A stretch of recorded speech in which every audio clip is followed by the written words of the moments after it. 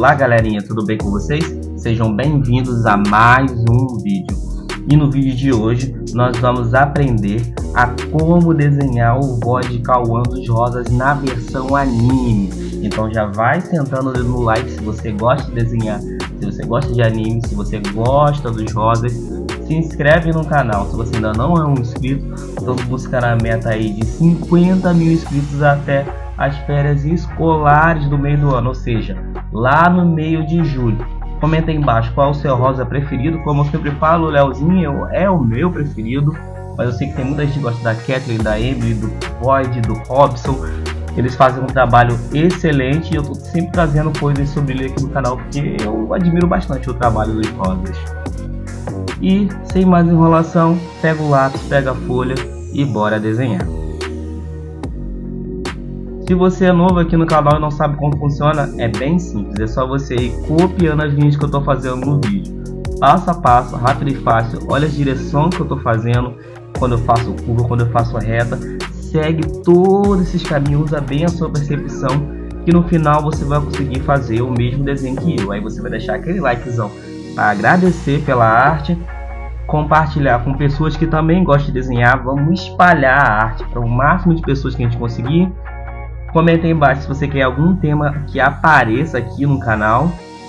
E assim a gente consegue trazer os temas que vocês querem. Eu consigo trazer mais vídeos de qualidade para vocês. E a gente consegue espalhar a arte para o mundo inteiro. Porque desenhar é maravilhoso.